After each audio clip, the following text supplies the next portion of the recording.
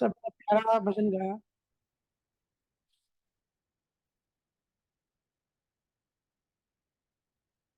भजन तो सारे प्यारे ही होते हैं, पर खास करके कबीर साहब के जो दोहे होते हैं वो सुन के तो बहुत मीठे और बहुत स्वीट लगता है। और जब उसमें जब खो जाओगे ना तो एक अलग ही चिंतन मनन होगा कबीर साहब के उन दोहों में। ठीक है। तो मई का महीना, हर जगह टेम्परेचर हाई, गर्मी का मौसम, बच्चों को छुट्टियां, सब जो बहनें हैं अपने अपने मई के भाई के घर रवाना। इस सीजन में क्या होता है ना, रूटीन बिगड़ जाता है। सब लोग जो पूरा साल एक जगह और समय ध्यान करने का फिक्स कर देते हैं, लेकिन अप्रैल मई में पूरा रूटीन बिगड़ जाता है। सब वेकेशंस पे बाहर जाते हैं, जो टाइम टेबल है सबका डिस्टर्ब हो जाता है। तो अध्यात्म में भी नेचुरली फर्क पड़ जाता है, चिंता मनन मंथन में, भजन सिमरन ध्यान में। बच्चे जो पूरा साल मेडिटेशन भजन सिमरन कर रहे हैं, फिर अपने ननियाल जाके, मामा के घर जाके लापरवाह हो जाते हैं या भूल जाते हैं, या उनका समय और कहीं लग जाता है। तो इस सीजन में अपना ध्यान रखें, अलर्ट रहें, कहीं भी रहें, कैसे भी रहें, भजन सिमरन ध्यान को पकड़ के रखना है। क्योंकि टेम्परेचर बहुत हाई है बाहर, क्योंकि बायोलॉजिकल हमारा शरीर जुड़ा हुआ है बायोलॉजिकल चीज़ों से, टेम्परेचर से, और हर चीज़ दूसरी चीज़ को अफ़ेक्ट करती है। तो मुझे कई सारे जीवों के फ़ोन आ रहे हैं कि भाई गुस्सा बहुत ज़्यादा आ रहा है, टेम्परेचर बढ़ रहा है, मन का भी, बाहर का शरीर का तो बढ़ ही रहा है, मन का भी बढ़ रहा है। तो ऐसा होता है, बायोलॉजिकल फ़र्क पड़ जाता है। बट अपना-अपना रूटीन आप बनाए रखें। किसी सज्जन का मेल आया था, उन्होंने पूछा है कि भैया आप कहते हैं कि हमारा सबसे बड़ा दुश्मन अज्ञान है, तो ये अज्ञान आखिर है क्या? और हमारे ऊपर अज्ञान कैसे आया? और गुरु कैसे इस अज्ञान को मतलब मिटा देते हैं या निकाल देते हैं? और वो कह रहे हैं कि संत कबीर ने कहा कि राम बुलावा भेजिए, तो इसका मतलब क्या हुआ? रोहित फ्रॉम हैदराबाद। देखिए रोहित साहू जी, राम बुलावा भेजिए, कई जगहों पे कबीर साहब ने इस लाइन का इस्तेमाल किया है। इसका मतलब इतना ही है कि हमारे अंदर जो हमेशा एक प्यास लगी रहती है, खुशी ढूँढने की, आनंद ढूँढने की, हम चाहे कुछ भी कर लें, संतुष्ट नहीं हो पाते। क्योंकि किसी भी चीज़ से हमारी प्यास मिटती नहीं है। प्यास मिटाने के लिए पानी चाहिए। पानी के अलावा हम दूसरा कुछ भी खाते रहें, जीवन भर खाते रहें, से प्यास नहीं मिटेगी। तो राम बुलावा भेजिए, कबीर साहब कह रहे हैं कि परमात्मा तो बुला ही रहा है। किस तरीके से बुला रहा है? हमारे अंदर प्यास जगा के। एक जो ललक है, जो हम आनंद की तलाश में हैं, वो एक प्रभु का, परमात्मा का इन्विटेशन है। पर हमको पता नहीं पड़ता, लेयर्स आ गए, आवरण आ गए। जैसे साँप होता है ना, साँप, वो स्तनधारी नहीं होता, वो दूध नहीं पीता अपनी माँ का, या कोई भी दूध नहीं पीता। पर जब भी साँप देखते हैं तो हम दूध पिलाने उसको बैठ जाते हैं, और साँप दूध पीता भी है, लेकिन एक्चुअल में साँप दूध नहीं पीता, वो उसके अंदर जो पानी है, उस पानी को पीता है। अब साँप को प्यास लगी है, उसको पानी चाहिए, आप दूध पिलाते हो तो उसको पानी दिखाई देता है कि दूध तो है, विटामिन, प्रोटीन, कैल्शियम तो है, लेकिन साथ में पानी भी है, तो वो पानी समझ के अपनी प्यास मिटाता है। ऐसे ही हम सब आनंद ढूँढ रहे हैं, तलाश कर रहे हैं एक जो मिसिंग पॉइंट है, डीप हमारे अंदर जो कोर एक खोज है, कि हम सब खोज कर रहे हैं, लेकिन वो खोज कहाँ पूरी होगी, वो हमको पता नहीं है। हम ढूँढ पा नहीं रहे हैं, लेकिन दूध में मिक्स करके और चीज़ों में, सांसारिक चीज़ों में उस सुख को, उस आनंद को, उस आत्मा को, उस परमात्मा को हम ढूँढ रहे हैं। पर परमात्मा हमें हमेशा बुलावा भेज रहा है। सोचो अगर हम संतुष्ट हो जाए, शांत हो जाए, प्यास मिट जाए, तो कोई परमात्मा की तलाश ही नहीं करेगा। इसलिए प्यास जगाए रखनी है, लगाए रखनी है, जब तक कि रियल पानी नहीं मिल जाए। और आपने पूछा है कि अज्ञान क्या होता है?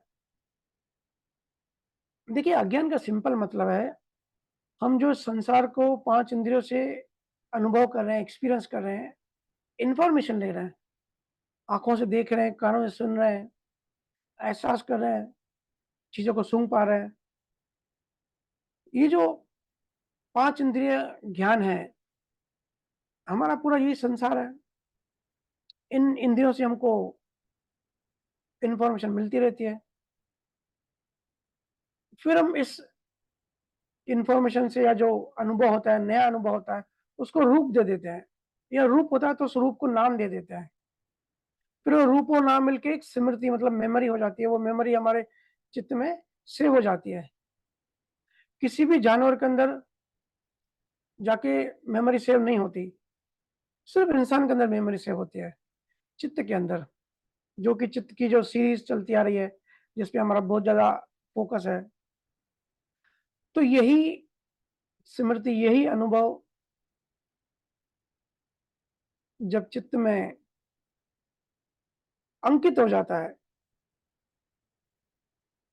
यही फिर आगे चल के संस्कार बनता है। यही संस्कार हमारा अज्ञान है। इसी को ही संतों ने अज्ञान कहा है। ये संसार संस्कार चिपक जाते हैं। तो है तो ये भी अनुभव, है तो ये भी एक्सपीरियंस, लेकिन गलत चीज़ का एक्सपीरियंस है, सांसारिक एक्सपीरियंस है। इसलिए सांसारिक अनुभव को अज्ञान कहते हैं, आध्यात्मिक अनुभव को ज्ञान कहते हैं। इस तरह से हर एक जीवन में, हर एक सेकंड में हम नए-नए अनुभव लेते रहते हैं, नई-नई चीज़ों को एक्सपीरियंस करते रहते हैं, इन्फॉर्मेशन लेते रहते हैं, और हमारा ज्ञान की प्रैक्टिस बढ़ती जाती है, हमारा अज्ञान बढ़ता जाता है, और यही चीज़ अनुभव बन जाती है। जैसे किसी बच्चे को अगर जंगल में छोड़ दो, तो फर्स्ट टाइम अगर वो शेर देखेगा, अगर उसके चित्त में शेर की कोई तस्वीर नहीं है, तो वो शेर से डरेगा नहीं, क्योंकि उसके चित्त में कोई मिलती-जुलती चीज़ है ही नहीं, तो वो शेर को देख के भागेगा नहीं। हाँ, अगर वो देख लेता है कि शेर किसी दूसरे को नुकसान पहुँचाता है, या ऐसी कोई वर्चुअल मूवी या अ, डिस्प्ले दिखा दो कि शेर मतलब डेंजरस, रिस्क, और वो अनुभव बच्चे के अंदर जाके जमा हो जाए, सेव हो जाए। तो नेक्स्ट टाइम जब बच्चा जंगल में उसी शेर को देखेगा, तो जो चित्त है, वो वाइब्रेट करने लगेगा। वो जो मेमोरी है, जो अनुभव है, एक्सपीरियंस है, वो उसको नॉक करने लगेगा कि ये शेर मतलब डेंजरस, शेर मतलब रिस्क। तो ये हुआ बच्चे का पास्ट एक्सपीरियंस, बच्चे का एक्सपीरियंस। इसको इस ये एक एक्सपीरियंस है, ऐसे लाखों जन्मों के लाखों एक्सपीरियंसेस हमारे चित्त में सेव होते जाता है ना? बहुत सारी मेमोरीज़, बहुत सारे स्मृतियाँ, ये अनुभव बन जाता है, फिर इनसे मान्यताएँ बनती हैं। ये अनुभव, ये मान्यता, ये मेमोरीज़, ये संस्कार, इसी को संतों ने अज्ञान कहा है, जो कि हमारा नुकसान है, हमको परमात्मा से, अपने आप से दूर करता है। जैसे गिलास है, तो हमने इस जन्म में या पास्ट लाइफ में देखा हुआ है कि गिलास जैसी चीज़ को, इस तरह का जो ढाँचा होता है, इसको हम गिलास कहते हैं। ये एक रूप है, गिलास जैसे होता है, वो एक रूप है, इस रूप को हमने नाम दे दिया। फिर ये हमारा अनुभव बन गया, हमने सुना कि इसको गिलास कहते हैं, हमारी मेमोरी में सेव हो गया। तो नेक्स्ट टाइम जब गिलास हमारे सामने आएगा, तो हम एनालिसिस नहीं करेंगे कि ये क्या चीज़ है। Within a fraction of seconds हमारा चित्त बता देगा कि इसको गिलास कहते हैं, क्योंकि चित्त में वो पहले से ही वो जो अनुभव है, वो सेव है, वो एक्सपीरियंस सेव है। ऐसे ही सांसारिक हज़ारों बातों का अनुभव हमारे चित्त में ऑलरेडी सेव है। ना सिर्फ सेव है, हर एक जन्म में ये बढ़ते जा रहा है, और कंटिन्यू ये पहाड़ जैसे लेयर्स के ऊपर लेयर्स बढ़ते जा रहे हैं। इसलिए जो भी इंसान जो भी कहता है कि ये मेरा मत है, ये मेरी विचारधारा है, ऐसे मैं सोचता हूँ। तो जो आप सोचते हो ना, मैं कहता हूँ वो आपका कुछ भी ओरिजिनल नहीं है, वो आपके चित्त के पास्ट एक्सपीरियंस से आता है। कोई भी ख़्याल आपका ओरिजिनल नहीं है, कोई भी ज्ञान आपका ओरिजिनल नहीं है, ज्ञान, अज्ञान, सब आपके सांसारिक अनुभव से आता है। सब पुराने अनुभव पे ही आधारित है।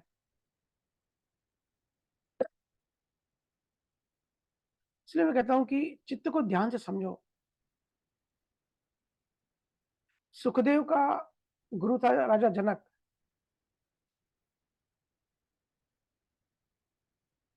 वेदव्यास जो थे, वो सुखदेव के पिता थे। वेदांत का महाउपनिषद है, उसमें आता है कि एक बार सुखदेव की अपने गुरु से सवाल पूछने की इच्छा हुई, लेकिन राजा जनक ने उसको 7 दिन तक वेट कराया। काफ़ी लंबी कहानी है।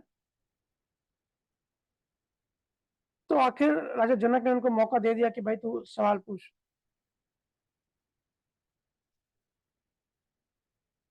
तो सुखदेव ने ये पूछा, मुझे एक चीज़ बताओ, ये संपूर्ण जगत उत्पन्न कैसे हुआ? तो जनक ने उत्तर दिया, उन्होंने कहा, राग द्वेष आदि विकारों से दूषित चित्त ही जगत है। राग द्वेष से उत्पन्न हुआ आदि विकारों से दूषित चित्त ही जगत है। मतलब और कोई जगत नहीं है, ये जो आपका अंदर चित्त है ना, ये पूरा जगत है। यही समस्त दोषों से जब मुक्त हो जाता है, तब हम कहते हैं कि जगत से मुक्त हो गए। तो हम जो मुक्ति की बात करते हैं ना, मुक्त किससे होना है? ये शरीर हमारा जड़ है, इससे मुक्त नहीं होना है। जो चित्त है, जो असली जगत है, उससे मुक्त होना है। चेतना चित्त में फंसी हुई है। चेतना को मुक्त होना है किससे? चित्त से। चित्त मतलब सिंपली आवरण समझिए, डेटा समझिए, है ना? तो आप सब जो पूछते हो कि भैया भावनाएँ, आप कहते हो कर्म भावनाओं से बनते हैं, भाव से बनते हैं, तो ये भाव कहाँ से उठते हैं? तो संपूर्ण जो जगत है, ये सिर्फ भावना मात्र है। जगत भाव ही है, मैनिफेस्टेशन है, आपके भाव की मैनिफेस्टेशन है पूरा ये जगत। मन ने भाव किया, फिर ये पूरा जगत फलीभूत हुआ, आपके रिश्ते नाते, आपने शादी करी, बच्चे हुए, जो भी आप अभी आप हो ना, वो आपका चित्त है, आपके चित्त में वो उठे हुए भाव हैं। भावना से मुक्त हो जाओ, तो आप मुक्त हो। जगत जो है, चित्त का दोष है, मतलब चित्त की बीमारी है। हम जिसको जीवन कहते हैं ना, ज्ञानी की नज़र में ये बीमारी है, चित्त की बीमारी। और अगर चित्त में कोई दोष नहीं है, कोई आवरण नहीं है, तो बीमारी ठीक हो गई, मतलब हम हेल्दी हो गए। हेल्दी होने का मतलब मुक्त हो गए, स्वस्थ, हम स्वस्थ हो गए, स्व में स्थित हो गए, स्वरूप में स्थित हो गए।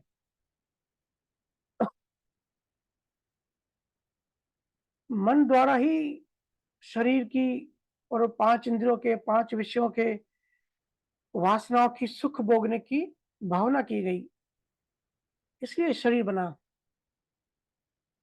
ये प्रकृति तो इवोल्यूशन करती जा रही है, इवोल्यूट होती जा रही है। लेकिन मन, चित, बुद्धि, अहंकार, ये भी स्टेप बाय स्टेप इवोल्यूट होते गए, ग्रोथ होके गए। लेकिन अज्ञान ने उसको ढक दिया। हम एक जगह आके रुक गए, एक जगह आके फँस गए। हमको परमात्मा बनना है, इवोल्यूट होना है, और भी आगे जाना है, लेकिन हम बन नहीं पा रहे हैं, क्योंकि ऊपर बोझ आ गया। फिर हमारी एनर्जी, हमारी जो चेतना है, वो बिखरती जा रही है, और उस बिखराव में ही असंतोष है, यही दुःख है। इसलिए ज्ञानी भजन, सिमरन, ध्यान पे इतना फ़ोर्स करते हैं, क्योंकि मुक्त होने के लिए, ठीक होने के लिए पहले तो बीमारी की जानकारी चाहिए। बीमारी डायग्नोस होनी चाहिए, फिर इस बीमारी का इलाज क्या होना चाहिए। मन जो है बिखरा हुआ है, क्यों बिखरा हुआ है? चित्त ने अलग-अलग डायरेक्शन में इसको बिखर के रख दिया है और पांचों इंद्रियों से हमारी चेतना बाहर बह रही है, तो हम बिल्कुल गरीब हो गए हैं। हम गरीब और अमीर पैसे से तोलते हैं। गरीब और अमीर असल में चेतना से होता है, जागृति से होता है, अवेयरनेस से होता है। और ऐसी हालत में फिर मन एकाग्र नहीं हो पाता, एक चित्त नहीं हो पाता, बहुचित्त। कबीर साहब ने कहा है मन बहुचित्त हो जाता है, मल्टी पर्सनैलिटी। पतंजलि ने भी अलग अलग भूमि बताई है चित्त की, स्पेशली चित्त की 5 भूमियां हैं बताई है। क्षिप्त, मूढ़, विक्षिप्त, एकाग्र और निरोध। ये 5 भूमियां चित्त की बताई है, मतलब अलग अलग कैटेगरी है, अलग अलग टाइप्स है। इसमें आप खुद को टेस्ट कर सकते हैं कि आपका चित्त किस टाइप का है, आपकी लेवल क्या है, लेवल ऑफ अंडरस्टैंडिंग क्या है, कौन सी लेवल पर हो। आप क्षिप्त हो या मूढ़ हो, विक्षिप्त हो, ये जो 3 है ना, ये अगर इस लेवल पे कभी हम इसकी गहराई में बात करेंगे कि कौन से टाइप में क्या-क्या आता है। तो मूड तक जिसका चित्त है, समझो वो बहुत लो लेवल पर है, उसकी कॉन्शसनेस, उसकी अवेयरनेस, उसकी जागृति बहुत कम है, देहध्यासी है, संसारी है, अभी भजन सिमरन में नहीं आया, अभी ध्यान नहीं किया है। अगर किसी का मन एकाग्र होने लगता है, तो विक्षिप्त से जो ऊपर की लेवल है, वो है एकाग्र। और निरोध, निरोध मतलब समाधि अवस्था, जहाँ मन खत्म ही हो जाता है, जहाँ चित्त बिल्कुल साफ हो जाता है। पूरे जो पांचों अवस्थाएं हैं, क्षिप्त अवस्था जिसकी होती है वो रजोगुणी ज्यादा होता है, मतलब बहुत चंचल होता है। हम कहते हैं ना ये आदमी बहुत चंचल है, मतलब वो बहुत क्षिप्त है, बहुत लोवेस्ट लेवल की उसकी चेतना है, मतलब चेतना दबी हुई है, ऊपर आवरण बहुत ज्यादा है, उसका चित्त भारी है। ये कुछ टेस्टिंग बता रहा हूँ जहां हम अपने अपने चित्त की टेस्ट कर सकते हैं कि हम किस कैटेगरी में आते हैं। मूड जो होता है वो तमोगुणी होता है। ये ज्यादातर लोग डिप्रेशन में होते हैं या बहुत ज्यादा इमोशनल होते हैं। हम कहते हैं ना कि ये हाईली इमोशनल है, उनकी इंटेलिजेंस होती ही नहीं है, या तो इंटेलिजेंस इमोशंस के ऊपर होती है या इमोशंस इंटेलिजेंस के ऊपर होता है। वो जो सत्वगुणी होता है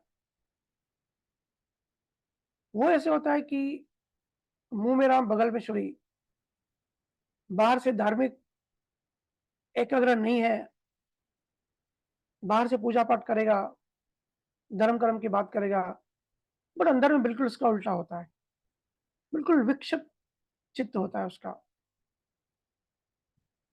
जब कोई अध्यात्म में डेवलप होने लगता है, जब कोई धीरे धीरे ध्यान और ज्ञान से अध्यात्म की गहराई में प्रवेश करता है, जब धीरे धीरे विवेक जागृत होता है, चीजों को समझता है, अंडरस्टैंडिंग बढ़ती है, तो नेक्स्ट लेवल पर जाता है, दैट इज एकाग्र।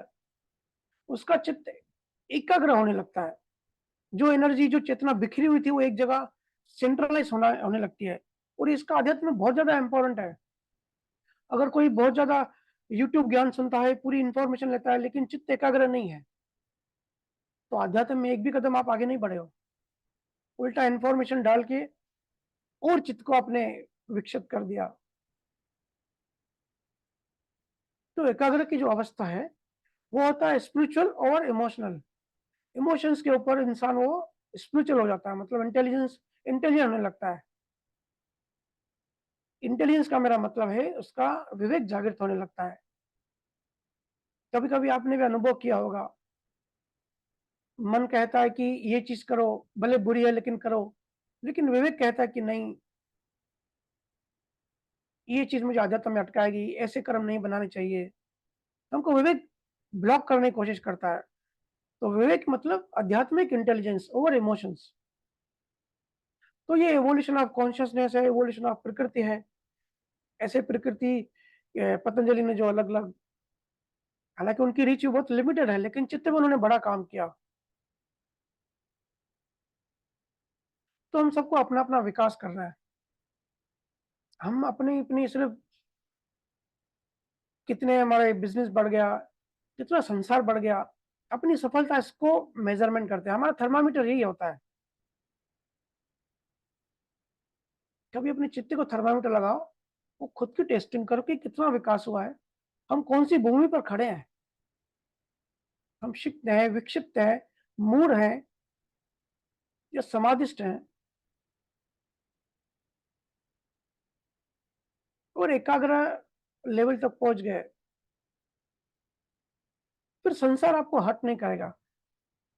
फिर वो उस पॉइंट पे हम पहुंच जाते हैं कि हमारा संतुलन कोई बाहर से कोई इंसान बिगाड़ नहीं सकता, क्योंकि विजन क्लियर हो जाता है, हमको दिखाई देने लगता है, लॉ ऑफ कर्मा समझ में आ जाता है। जैसे आपको किसने दुखी किया, अपमान किया, और आपने आपके विवेक ने कहा, मन आपको पास्ट एक्सपीरियंस से बोलेगा, चित्त बोलेगा कि ये हमारा अपमान हुआ, अभी इससे बदला लो, अभी इसको बुरा भला बोलो, इसको इसकी भाषा में जवाब दो। लेकिन चेतना अगर खुली हुई है तो इमीडिएटली इंटेलिजेंस, विवेक आपको रोकेगा, क्योंकि विवेक को विजन दिखता है कि लॉ ऑफ कर्मा के जैसे हुआ, कि ये मेरा ही कर्म था, मुझे ही लौट के आया, अब इस चेन को याद तोड़ते हैं। तो ये लड़ाई चलती रहती है।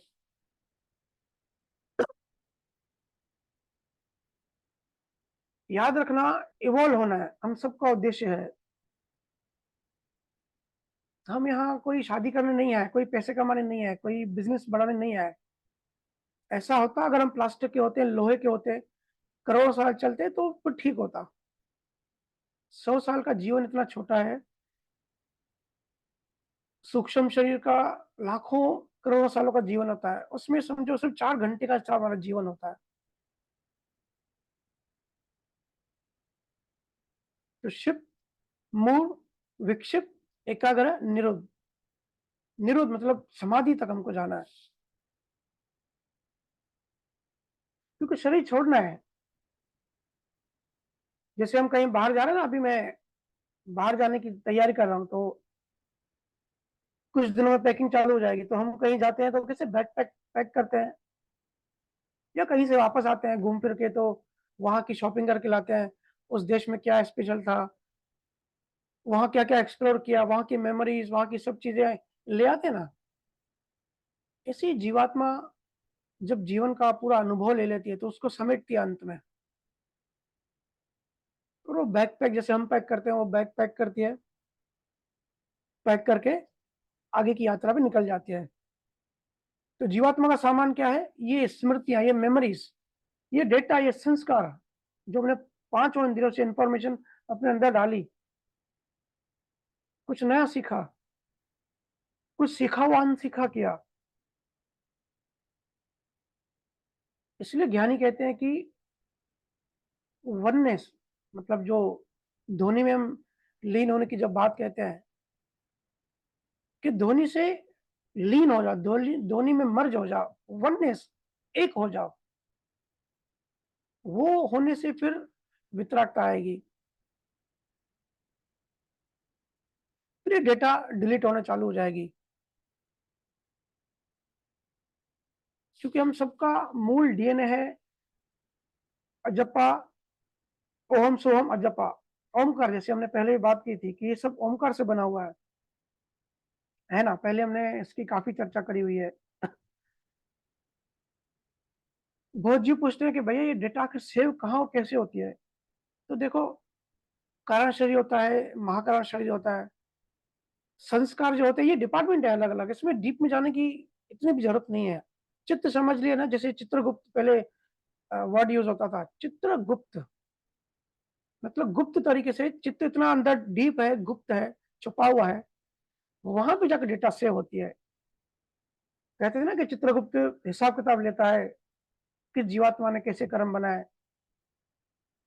तो संस्कार जो है वो कारण शरीर में जाके सेव होता है, फिर उससे वृत्तियां निकलती है।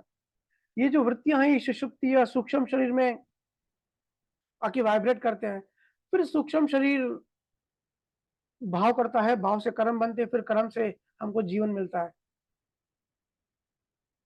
ये पूरी साइकिल है जहां हम फंस चुके हैं।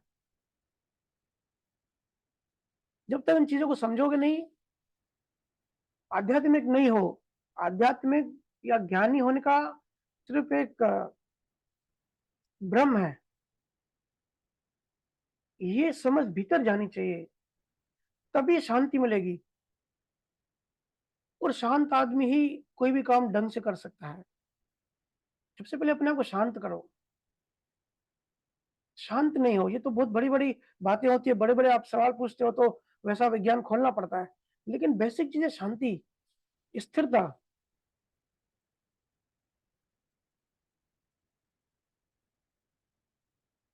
आत्मा है हम सब। खुद को बोलो, अगर कभी दुखी हो, परेशान हो, खुद को बोलो कि भाई मैं तेरे साथ हूँ, क्यों डरता है? मैं तेरे साथ हूँ, कोई कुछ नहीं बिगाड़ सकता। जागृति को बढ़ाते जाओ। जो भी एडिक्शंस होती हैं, जो भी हैबिट्स होती है ना, हमारे चित्त से हमारे शरीर में आती हैं, फिर बायोलॉजिकल बन जाती हैं। तो बायोलॉजिकल आप सबको इतना अनुभव तो होगा ही, एटलीस्ट इतना तो अनुभव सबको होगा कि कैसे अपने आप मोबाइल में उँगलियाँ चलने लगती हैं, अपने आप व्हाट्सएप खुल जाता है। देखते हो ना, मैं ट्रेन में बहुत ऑब्ज़र्व करता हूँ, देखता हूँ लोग मोबाइल खोलते हैं, फिर ऐसे-ऐसे करके फिर रख देते हैं। फिर 15-20 सेकंड में उठाते हैं, व्हाट्सएप चालू किया, वापस बंद कर दिया। ये सब बेहोशी में होता है, ये उनको भी पता नहीं पड़ता कि अभी 15 सेकंड पहले तो मोबाइल चेक किया, अब 15 सेकंड में दुनिया बदल थोड़ी जाएगी। लेकिन आदत लगी हुई है, चित्त में जाके बैठ गई आदत ये। ये सब बेहोशी से होता है। अनअवेयरनेस, ये चीज़ें खुद को टेस्ट करना, इन्हीं चीज़ों से मुक्ति चाहिए। पता नहीं मुक्ति की परिभाषा हमने क्या कर दी, इतना कॉम्प्लेक्स बना दिया, इतनी बड़ी-बड़ी बातें। ये है ना, जो सो कॉल्ड ज्ञानी होते हैं, जानबूझ के ऐसी कॉम्प्लेक्स बातें करते हैं कि जीवों को समझ में नहीं आया कि मोक्ष और मुक्ति बहुत बड़ी बात है। सिर्फ समझना है, अंडरस्टैंडिंग सिर्फ समझ में आ जाए कि इवोल्यूशन कैसे हुआ, हम सब कैसे बने, ये हमारी तकलीफें बनी कैसे और ये खत्म कैसे होंगी। असली चीज़ मुक्ति है। पक्षी जैसे पिंजरे में होता है तो उसको सबसे पहली चीज़ क्या चाहिए? मुक्ति, बाकी चीज़ें बाद में। ऐसे ही हमारी जो चेतना है वो चित्त के पिंजरे में बंद है, उसको वहाँ से मुक्त करो, फँसी हुई है। कई लोग कहते हैं ना कि भैया उनकी तो सोच इतनी छोटी लगती है, जैसे कुएँ के मेंढक होते हैं, वही दुनिया उसी-उसी जगत में छोटी-सी दुनिया होती है, छोटी सोच होती है। तो इसको कहते हैं मानसिक गुलाम। हम आज़ाद तो हो गए, हम आज़ाद देश में रहते हैं, लेकिन मानसिक गुलाम अभी भी हैं। और मानसिक गुलामी का मतलब क्या होता है? मानसिक गुलामी ये जो चित्त में जो जो अनुभव पड़े हैं, जो मान्यताएँ पड़ी हैं, जो एक्सपीरियंसेस, जो मेमोरीज़ है ना, हम इन सब के गुलाम हैं। जैसे ही देखो जागृति आएगी पता पड़ेगा कि मैं मोबाइल क्यों चला रहा हूँ? अभी 15-20 सेकंड पहले ही मैंने देखा, फिर मैं क्यों देख रहा हूँ? तो ये जैसे ही 1 सेकंड के लिए आपके अंदर जागृति आई, तो 1 सेकंड के लिए आप अपने चित्त से मुक्त हो गए। तो चित्त ने आपको गुलाम बनाया। फिर जैसे ही आप बैठे, मोबाइल अंदर रखी, फिर आप थॉट्स में चले जाओगे, ट्रेन में अगर बैठे हो थॉट्स में चले जाओगे, तो चित्त देखेगा कि अभी भाई ये चेतना को हमने नीचे दबा दिया। फिर वृत्तियाँ उठाएगा कि जब ट्रेन में बैठते हैं, जब फ्री बैठे हैं तो क्या? तो फिर जेब में हाथ जाएगा, फिर मोबाइल निकलेगी, फिर मोबाइल दबाओगे। ये है मानसिक गुलामी। हम सब अपने-अपने चित्त के गुलाम हैं, हमको किसी और ने बाहर गुलाम नहीं बनाया, खुद के गुलाम खुद हैं। फिर इस मेमोरी से, इस स्मृति से, इस एक्सपीरियंसेस से, इस अज्ञान से भाव बनते हैं, भाव कर्म बनते हैं, फिर इससे प्रारब्ध शरीर बनता है, फिर इसको हम जीवन समझते हैं। चित्त की दशा से लेवल ऑफ अंडरस्टैंडिंग को मेजर करो।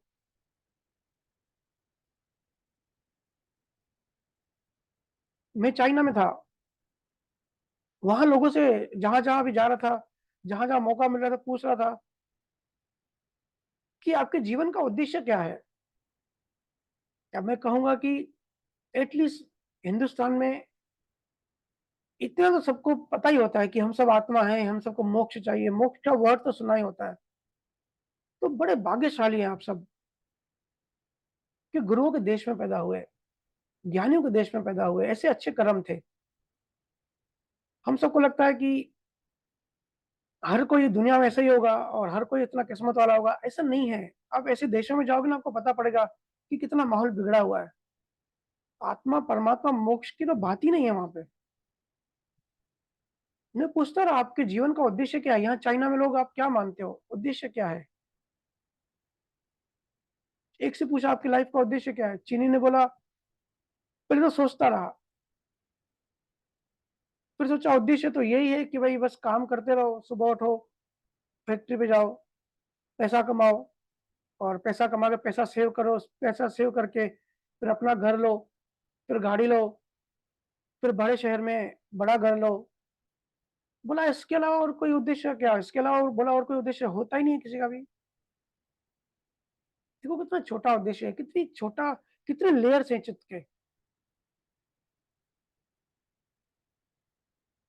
हालाँकि मुलाकात हुई संतों से तो फिर कहीं न कहीं पास्ट लाइफ कनेक्शन होगा।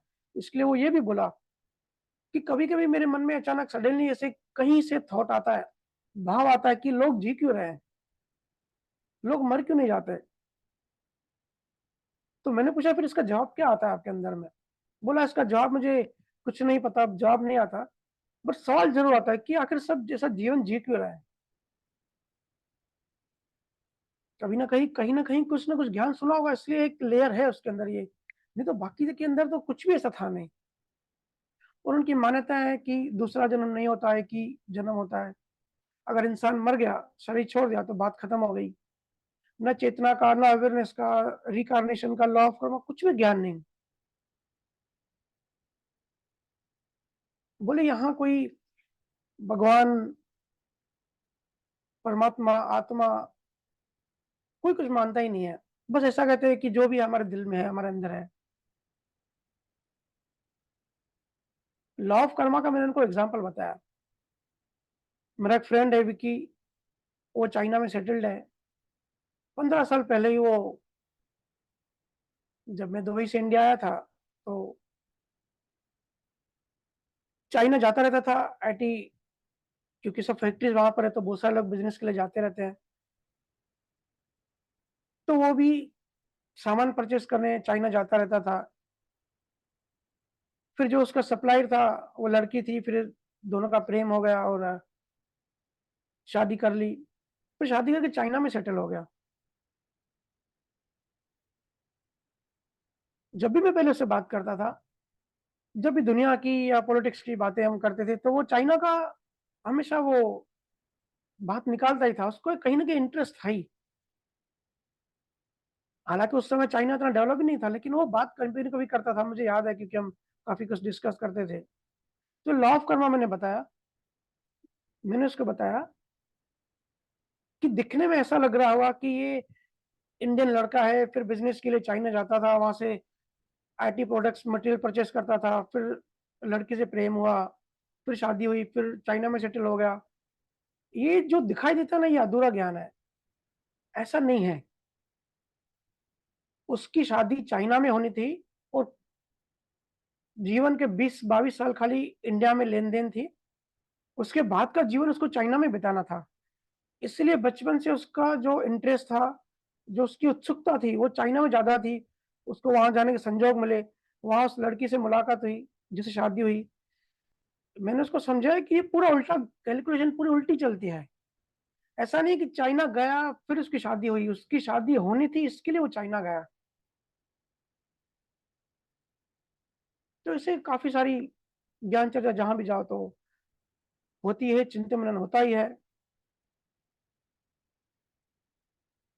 तो ये होता है अज्ञान। इस अज्ञान की वजह से यहाँ सब दुखी हैं और यहाँ दुखी इंसान नॉर्मल लगता है और आनंदित पागल जैसा लगता है। ये भी बड़ी उल्टी बात है। अगर कोई दुखी है ना तो ठीक है, नॉर्मल है। अगर कोई सुखी इंसान गलती से दिख गया कि ये हमेशा आनंद में रहता है, हमेशा सुखी रहता है, तो लोग उसको पागल मानते हैं। इतने मतलब अज्ञान के पहाड़ हम सबके अंदर आ गए हैं। हम मान ही नहीं सकते कि कोई यहाँ कोई आनंद में रह सकता है। मेरे से लोग पूछते हैं कि भैया आप जैसे हो वैसे कैसे रह पाते हो? तो मैं कहता हूँ कि ये सरप्राइज़ नहीं है। मुझे सरप्राइज़ लगता है कि आप ये क्वेश्चन कैसे पूछ रहे हो? हम आनंद हैं, हम आनंद के स्वरूप हैं। हम यहाँ दुखी होने थोड़ी आए हैं, लेकिन लेयर्स हैं, पागलपन छाया हुआ है। इतना पागलपन मनीष और मैं एयरपोर्ट पे देख रहे थे, लोग 7-7 लाख की बैग ले रहे थे, कैप थी 1 लाख की, टोपी 80,000 की, बनियान, वो लोग ले रहे थे इतनी कॉस्टली, जिनकी कोई खास ज़रूरत भी नहीं है।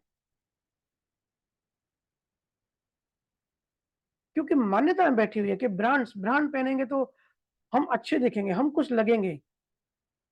ये सब मान्यताओं का खेल है। बेसिक ज़रूरतें तो कितना लाइफ़ कितनी सिंपल है, लेकिन जो ये मान्यता है ना, ये कॉम्प्लेक्सिटी बनाती है।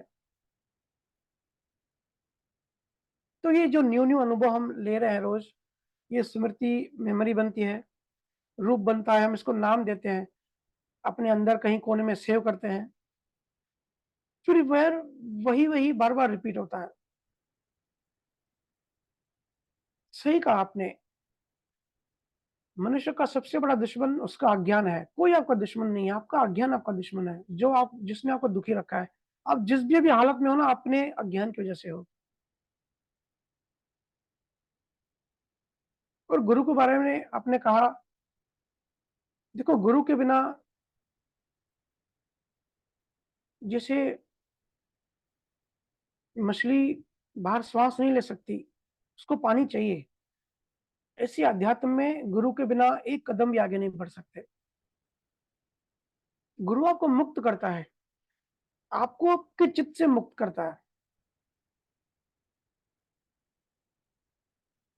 क्योंकि ये पूरी व्यवस्था ऐसी बनी, ऐसी प्रकृति का डिज़ाइन, ऐसे इवोल्यूशन हुआ, फिर जानने वालों ने, ज्ञानियों ने, ऋषि मुनियों ने, केवल ज्ञानियों ने देखा कि इंसान की मन इस तरह से काम करता है, इस तरह से इवोल्यूट हुआ है। मन, चित्त, बुद्धि, अहंकार, आकाश, पृथ्वी, अग्नि, ये 5 तत्वों से इस तरह से डिज़ाइन बन गई है। तो मुक्त कैसे हो? तो फिर गुरु सतगुरु की खोज हुई, क्योंकि ध्यान भटक गया, बहुचित्त हो गया, एक चित्त में करोड़ों वृत्तियाँ निकली। इसलिए तुम सत्य पे ध्यान नहीं दे सकते, सत्य को साध नहीं सकते, आत्मा को साध नहीं सकते। सतगुरु मतलब परमात्मा, सतगुरु मतलब आत्मा, स्वरूप।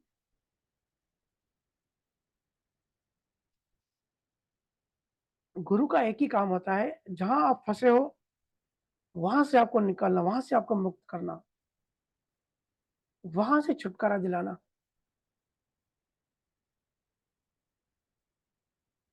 गुरु आत्मा का ही दूसरा नाम है। निरक्षर सत्व स्वरूप, नाम जो भी दे दो, कॉन्सेप्ट हमेशा क्लियर रखो, शब्दों में नहीं उलझना है। एक ही चीज़ के अलग-अलग नाम है। गुरु तुम्हें विद्धि देता है, आपके समय अनुसार, आपके काल अनुसार, आपके मन अनुसार आपको विद्धि देता है। उस विद्धि से आपके अचेतन के लेयर्स साफ होते जाते हैं। कैसे आपके लेयर्स कम हो, कैसे तुम्हारा ध्यान संसार में कम होते जाए और सत्य में बढ़ते जाए।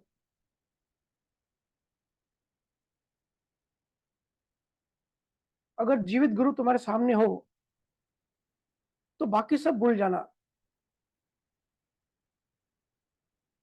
संसार में बिल्कुल ध्यान मत देना। नहीं देना क्या, संसार में ध्यान जाता ही नहीं है, अगर जीवित गुरु तुम्हारे सामने हो तो। ऐसा एक्सपीरियंस भी है। पूजा मुझे हमेशा कहती है कि भैया जब भी आप इंदौर आते हो, तो और कहीं ध्यान जाता ही नहीं है।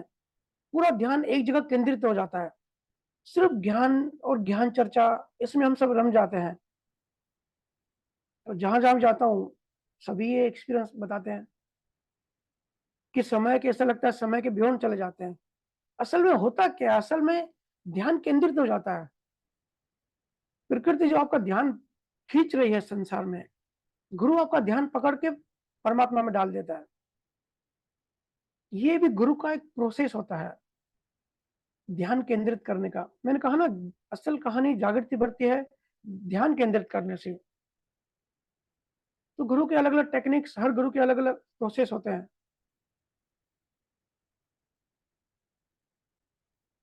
गुरु गुरु होता है, गुरु चाहे सत्संग कर रहा हो या गुरु चाहे आपके साथ घूम रहा हो, गुरु के सानिध्य में ध्यान केंद्रित होता है। गुरु की वाइब्रेशन ऐसी होती है कि हमारा ध्यान संसार में भटकता ही नहीं, सत्य की तरफ, सत्य पकड़ के रखता है। ये भी अवेयरनेस बढ़ाने का एक तरीका है। क्योंकि मन मतलब समय, मन मतलब गति, मन गति का ही दूसरा नाम है। मन बार-बार तुम्हें संसार में ले जाएगा। चित्त आपकी आँखों के आगे लेयर्स लगाएगा कि भाई संसार में भागो, संसार में खुशी है, संसार में मौज है। लेकिन गुरु हाथ पकड़ के वापस सत्य में लाएगा।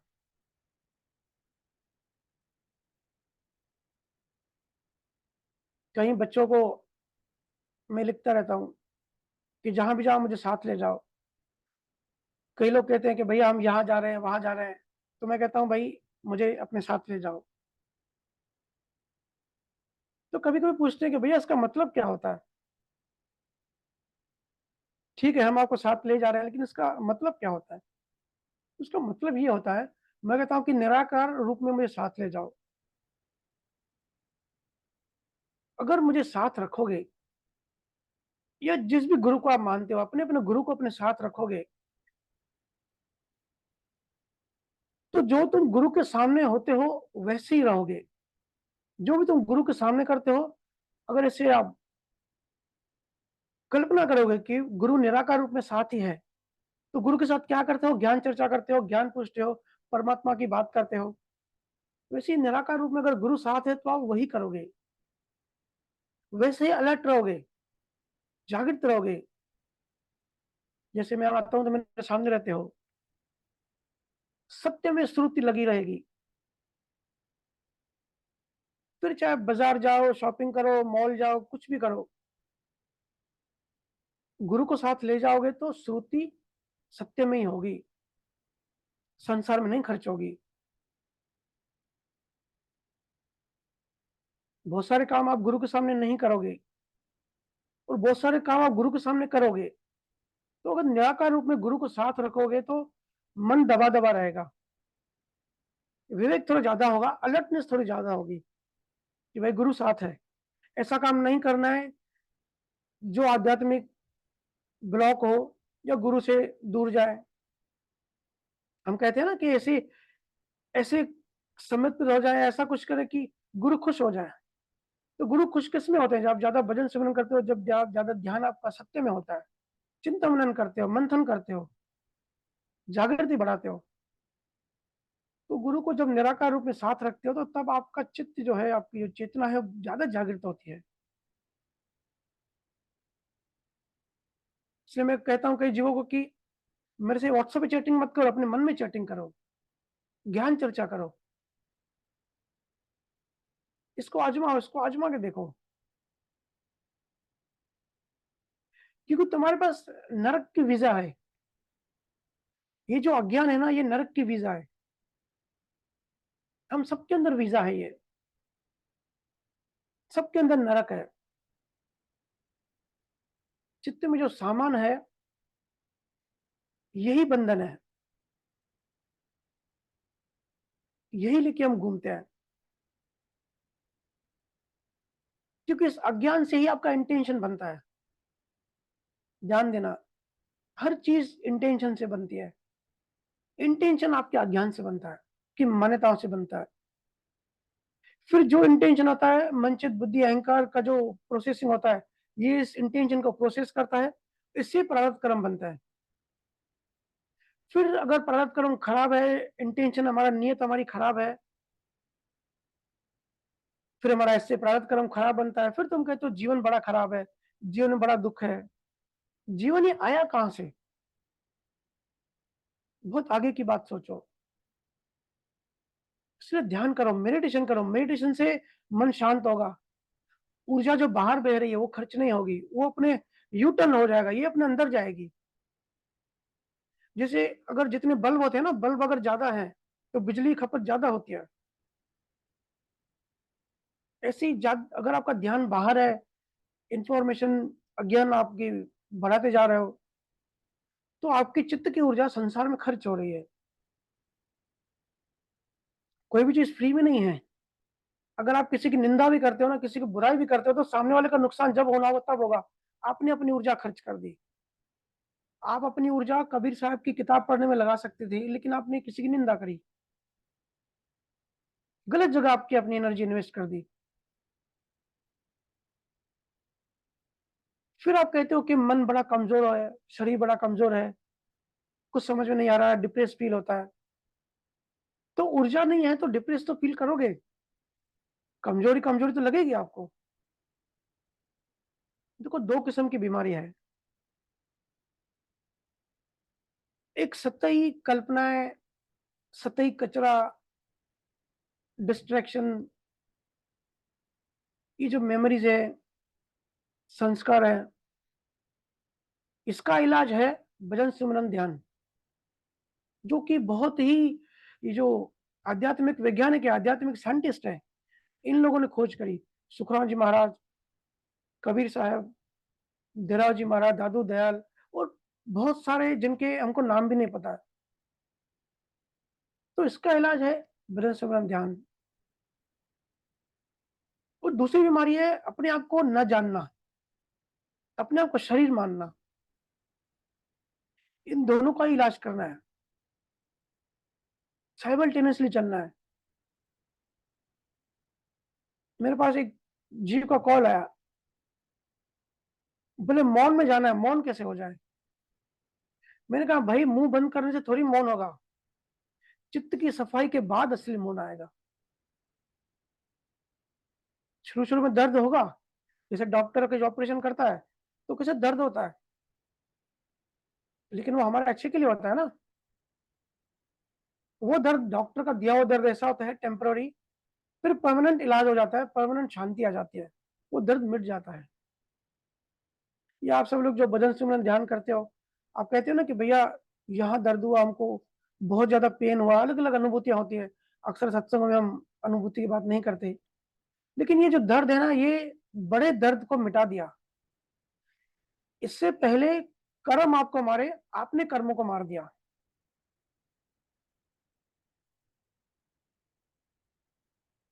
तो ये वैसा ही है, हर चीज वृत्तियां हैं। बार बार मैं हैमरिंग इसके लिए कर रहा हूं ताकि अच्छे से बैठ जाए, फिर चिंता मनन करेंगे तो अनुभव में कन्वर्ट होगा। वृत्तियां क्या होती है, जैसे किसी हस्बैंड ने अपनी वाइफ के ऊपर हाथ रखा, तो अंदर वृत्तियां चालू हो जाएंगी, वृत्तियां शुरू हो जाएंगी ना, क्योंकि अंदर में वैसा एक्सपीरियंस, वैसा अनुभव पड़ा हुआ पहले से ही। देखो, ना कोई पुरुष कामुक होता है, ना कोई स्त्री कामुक होती है। कामुक होता है हमारा चित्त, हमारा पास्ट एक्सपीरियंस, हमारी डेटा, जैसी जैसा हमारा अनुभव होता है वैसी वृत्तियां आती है। इसके लिए ज्ञानी कहते हैं कि आप मोक्ष में से नहीं जाओगे, मोक्ष में जाने से पहले चित्त शून्य करना पड़ेगा, चित्त को शून्य करके भेजेंगे। जैसे सांप होता है, सांप अपने बिल में जाने से पहले सीधा होता है ना, कितना भी टेढ़ा सांप हो, जब बिल में जाता है तो उसको सीधा होना पड़ता है। ऐसे ही ज्ञानी आपको सीधा कर देते हैं। तो गुरु का, रोहित जी, गुरु का बहुत बड़ा रोल है। जैसे किसी को गोली लगी, वो गोली खुद नहीं निकाल सकते, गोली निकालने के लिए कोई बाहरी इंसान चाहिए, डॉक्टर चाहिए। ऐसे ही चित्त को साफ करने के लिए गुरु चाहिए, क्योंकि focus active and passive focus होता है। जनरली हम सबका जो एक्टिव फोकस है वो संसार में होता है, संसार की रूटीन में होता है, पूरे दिन में हमने ये किया, ऑफिशियल काम, जो भी बॉडी और बॉडी से रिलेटेड काम है, हमारा एक्टिव फोकस वहां होता है, और पैसिव फोकस होता है अध्यात्म में। लेकिन गुरु उसको उल्टा कर देते हैं, एक्टिव फोकस आपको अध्यात्म में लगा देते हैं, और संसार क्योंकि खुद ही चलता है लॉ ऑफ कर्मों से, तो वहां सिर्फ पैसे फोकस रखना है। तो संसारी और अध्यात्म एक दूसरे से उल्टे हैं, इसलिए गुरु की बहुत महिमा है। गुरु से ना सिर्फ ज्ञान लो, ना सिर्फ शाब्दिक ज्ञान लो, गुरु से ना सिर्फ ज्ञान निकलता है, गुरु से बहुत सारी चीजें निकलती है। गुरु से पावरफुल वाइब्रेशन निकलती है, हर समय उनसे वाइब्रेशन रेडिएट होती रहती है। लोग मुझसे कहते हैं कि भैया, बहुत सारे लोग आपका सत्संग सुन के आपकी कॉपी करते हैं और फिर आगे वो वैसा सत्संग करते हैं, आपके शब्द चुराते हैं। मैं कहता हूँ ठीक है, अच्छी बात है, कोई बुराई नहीं है इसमें। अरे भाई ठीक है, लेकिन एक बात समझो, शब्द की चोरी कर सकते हो, शब्दों को कॉपी कर सकते हो, लेकिन वाइब्रेशन की कॉपी नहीं कर सकते। वाइब्रेशन कहाँ से लाओगे? कोई किसी का वाइब्रेशन चोरी नहीं कर सकता, क्योंकि ये बहुत डीप कोर से आता है। लेकिन याद रखना, गुरु वही जो इंडिपेंडेंट करे, जो मुक्त करे। गुरु पहले तुम्हें संसार से मुक्त करता है, खुद से बांधता है, और फिर एक दिन खुद से भी मुक्त कर देता है। ये बात याद रखना, क्योंकि बहुत सारे नकली गुरु होते हैं, वो खुद से बांधे रखते हैं। गुरु पहले संसार से, वृत्तियों से, चित्त से जो बिखरे हुए हो उससे मुक्त करता है, फिर एक दिन खुद से मुक्त करता है। अच्छी दवा वही होती है जो बीमारी को मिटा दे और नई बीमारी पैदा ना करे। अगर कोई दवा पुरानी बीमारी मिटा दे और नई बीमारी पैदा करे, तो वो दवा फिर हमारे काम की नहीं है। या एक पिंजरे से निकल के दूसरे पिंजरे में नहीं जाना होता है। अच्छी दवा वही होती है जो बीमारी भी मिटा दे और कोई साइड इफेक्ट भी ना हो, और जब बीमारी ठीक हो जाए तो फिर वो भी लेने की जरूरत ना पड़े, या कोई नई बीमारी नहीं बनाए।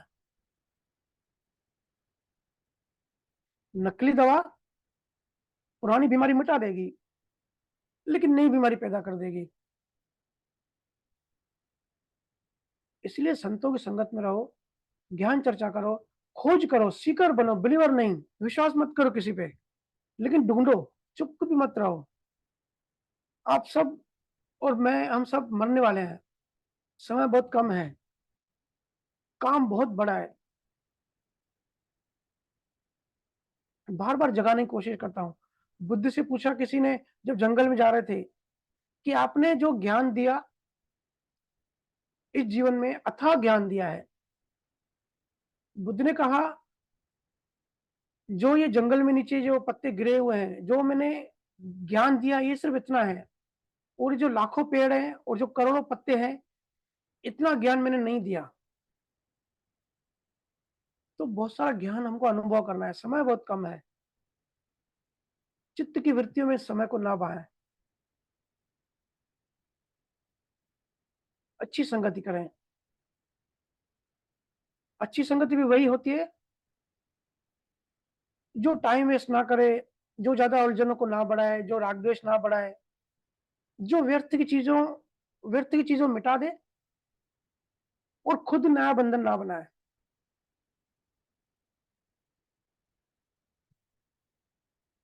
खोज करना। नकली गुरु अगर मिल भी जाए, तो वो गुरु के कर्म गुरु भोगता है, शिष्य के कर्म शिष्य भोगता है। कबीर साहब ने कहा है ना, गुरु लोभी शिष्य लालची, दोनों खेले दाव, दोनों बूढ़े बापड़े, बैठे पत्थर की नाव। मतलब अगर सो कॉल्ड गुरु है, बिना अनुभवी है, और शिष्य भी लालची है, जो बिजनेस करते हैं, कॉमर्शलाइज करते हैं, कबीर साहब कहते हैं दोनों ही पत्थर की नाव में बैठे हैं, दोनों डूब जाएंगे, भव सागर में पार नहीं होंगे। ठीक है, तो ऐसा है रोहित जी। यौगिक मुद्रा के बारे में आपने पूछा, तो यौगिक मुद्रा के बारे में ज्यादा बात नहीं करेंगे। तो इतना समझ लीजिए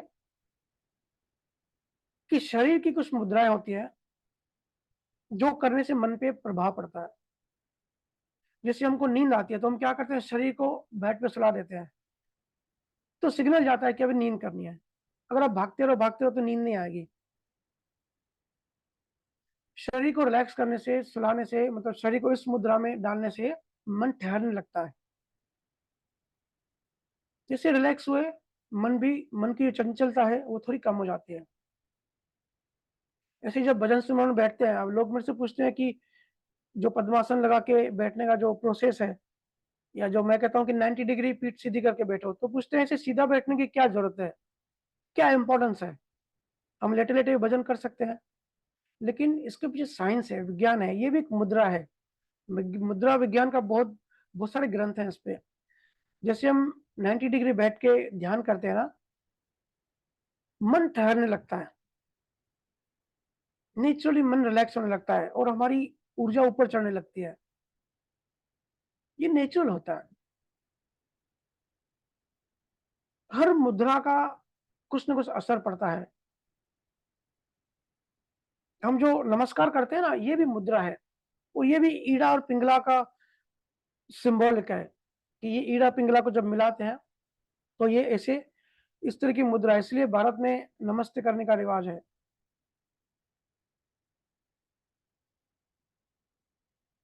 पर असली उद्देश्य को पकड़ के रखो। आत्मा क्या है? परमात्मा क्या है? स्वरूप क्या है? सत्य स्वरूप किसको कहते हैं गुरु महाराज?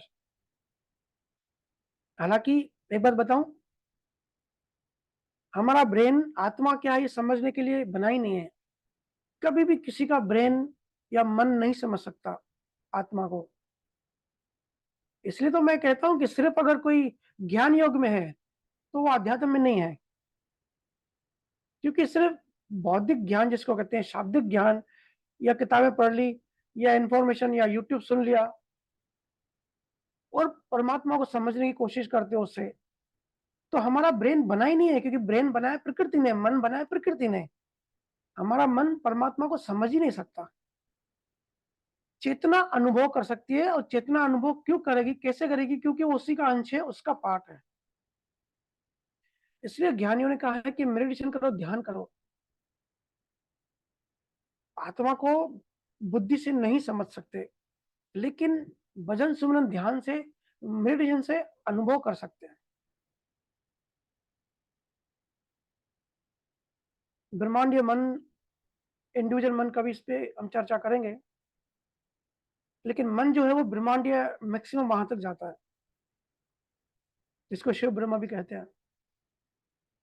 उसके आगे जब चेतना बढ़ती है तो गुरु महाराज ने उसको एक शब्द दिया, हंस। दशम द्वार की तरफ जब कोई बढ़ने लगता है, कि वो चेतना हंस बन जाती है। हंस का मतलब यही है कि जो स्वरूप में स्थित हो गया।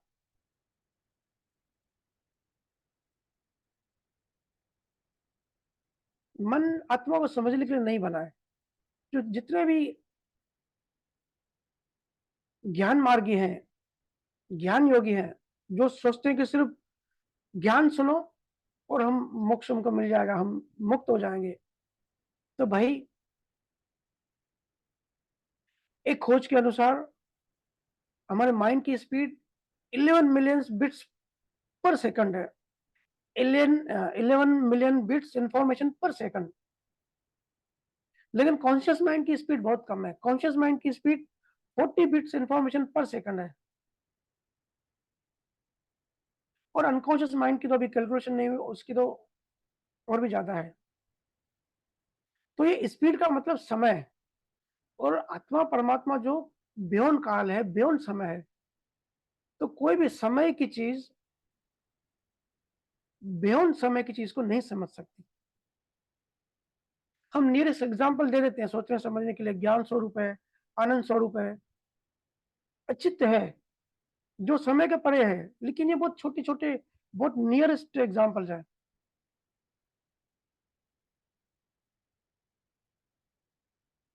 मन बना ही नहीं है। मन बना है प्लेजर के लिए, मन बना है भोग के लिए, भोगने के लिए। डोपामाइन हिट जिसको कहते हैं ना, क्यों एडिक्शन, बच्चों में क्यों एडिक्शन बढ़ रही है? जिस चीज से प्लेजर मिलता है, आज तो ऐसा जमाना है, भाई जिस चीज से प्लेजर मिला वो चीज करो। मेरे को तो हैरानगी होती है, बच्चे कहते हैं, इवन बड़े भी कहते हैं कि बाहर में जाए दुनिया, जो प्लेजर दे वो करो। अरे भाई प्लेजर कहाँ से आ रहा है? वो तो समझो आपका डोपामाइन से आ रहा है। ये जो डोपामाइन हिट्स है ना, रील्स देखना, वेब सीरीज, नेटफ्लिक्स देखना, फेसबुक, इंस्टाग्राम देखना, सेक्सुअल एक्टिविटीज देखना, गेम्स खेलना, कसिनो में जाके जुआ खेलना, ये जल्दी डोपामाइन हिट करता है। इसलिए ये सब करना अच्छा लगता है। ये प्लेजर कोई आपको आत्मा को प्लेजर नहीं मिल रहा है। बात को समझो, फँसते जा रहे हो। लोग कहते हैं कि भैया भजन में मन नहीं लगता, ये विचार आते हैं। देखो मन नहीं लगते लगने का सीधा मतलब है, आपका इंटरेस्ट, आपकी रुचि, आपकी प्रायोरिटी संसारिक संसारिक ज़्यादा है। आपको वहाँ से ज़्यादा डोपामाइन मिल रहा है। और कुछ एक्टिविटीज़ हैं, जैसे कुछ नया सीखना, ट्रेनिंग लेना या कबीर साहब, गुरु महाराज के ज्ञान पढ़ना, जो मीनिंगफुल, जो रियल मीनिंगफुल बातें हैं जीवन में, इससे डोपामाइन बहुत कम मिलता है। क्योंकि हमारा मन वैसे बना नहीं है ना। हमारे मन जब आत्मा को जानता ही नहीं है, तो फिर डोपामाइन कैसे वो रिलीज़ करेगा?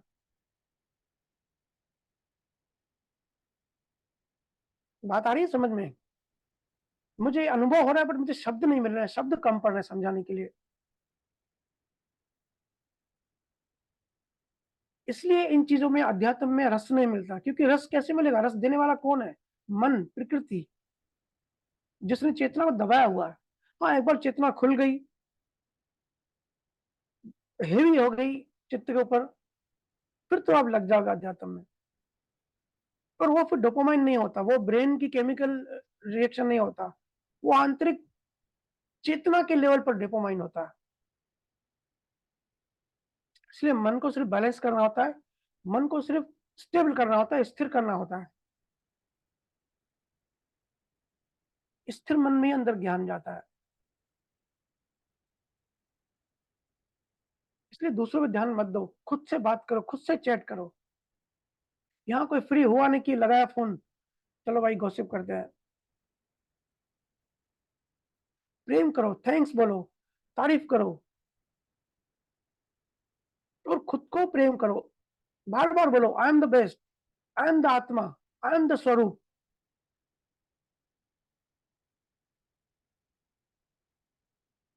धीरे-धीरे अनुभव में चीज़ें आनी चाहिए। आप परमात्मा हो, आप जगत के मालिक हो। मेरे पास लोग आते हैं कि एक दुकान बंद हो गई, दूसरी दुकान की, मैं कहता हूँ भैया ब्रह्मांड के मालिक हो, कहाँ 1 और 2 दुकान की चिंता में पड़े हो? कोई बड़ी चिंता करो। आप शेर हो और बकरियों जैसे आप बिहेव करते हो। सिर्फ आप भूल गए हो कि आप शेर हो। आप एक चींटी को मारने के लिए तलवार लेके घूम रहे हो। कभी सोचो कौन से मुद्दों पे बातें करते हो?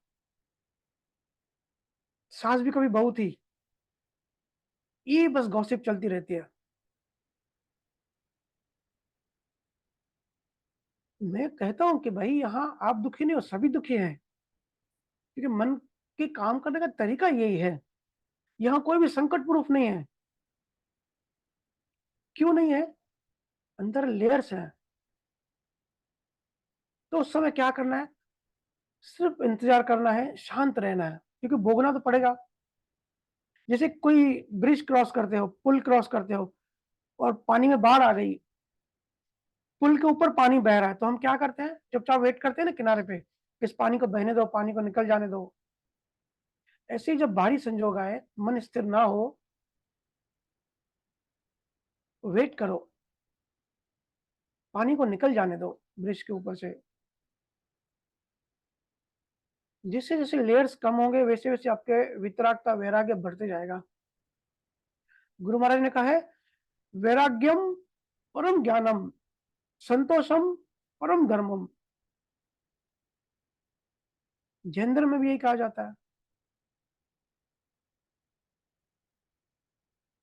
जो उसकी इसके पीछे सब चलाने वाली जो बियॉन्ड है, हम सबका जो जीवन है, जो भी बन गया, महाकारण, कारण, सूक्ष्म, स्थूल, 25 प्रकृतियाँ, जो भी बन गया उस आत्मा के प्रकाश से, उस आत्मा के रहने से, प्रेज़ेंस से हुआ। जैसे वॉशिंग मशीन हो, टीवी हो, सबको चलाने वाली तो एक ऊर्जा है ना, इलेक्ट्रिसिटी, करंट।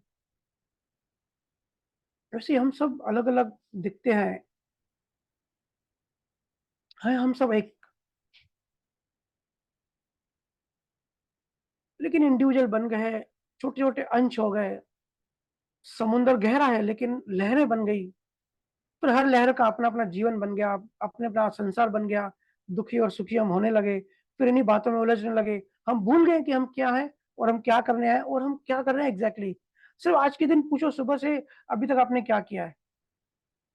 सिर्फ़ संसार आएगा सामने कि वाक़ई संसारी जिया है, संसारी किया सुबह से। संसारी उटक-पटक करी है। अरे भाई, यहाँ कोई किसी का नहीं है। लकवा हो जाएगा ना, पैरालिसिस हो जाएगा, कोई आपको पूछेगा भी नहीं। कुछ समय साथ देंगे आस-पास वाले लोग, रिलेटिव्स, फिर कुछ समय बाद वो भी चिढ़ने लगेंगे। कुदरत में ना कुछ शुभ है, ना कुछ अशुभ है, ना कुछ अच्छा है, ना कुछ बुरा है। हर चीज़ अपने-अपने स्वभाव से चल रही है। क्रिएशन हुई, हर किसी का स्वभाव बन गया। आज तक क्रिएशन से लेके अभी तक हर चीज़ अपने-अपने स्वभाव में चल रही है। तो आप सब इंसान हो और इंसान को ये फ्रीडम है कि अपने स्वभाव से बाहर आके प्रगति कर सके। तो जहाँ भी हो, जैसे भी हो, भजन सिमरन ध्यान रोज करो, ऑब्जर्व करो, चिंता मंथन मनन मंथन करो और मस्त रहो। मस्त ज़िंदगी जियो और जी भर के जियो। समय वापस नहीं आने वाला। कुछ भी आप सप्रेस करते हो, तो नई मान्यताएँ, नए लेयर्स, नए कर्म, नए इमोशंस, नया कचरा ही इकट्ठा करते हो। इसलिए अमेरिकन और वेस्टर्न कल्चर पागल होते जा रहा है कि जो आए वो करो। क्योंकि उनको भी कहीं न कहीं भनक है कि कुछ अंदर सेव मत करो, कुछ अंदर दबाओ मत, फिर नए कर्म बन जाएँगे। ठीक है, रोहित जी? तो अभी यहाँ पे कुछ लाइव सवाल लेते हैं। अगर कुछ सवाल है तो आप पूछ सकते हैं।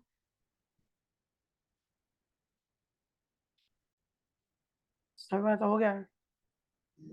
जी भैया। वर्षा, अपना अनम्यूट करो।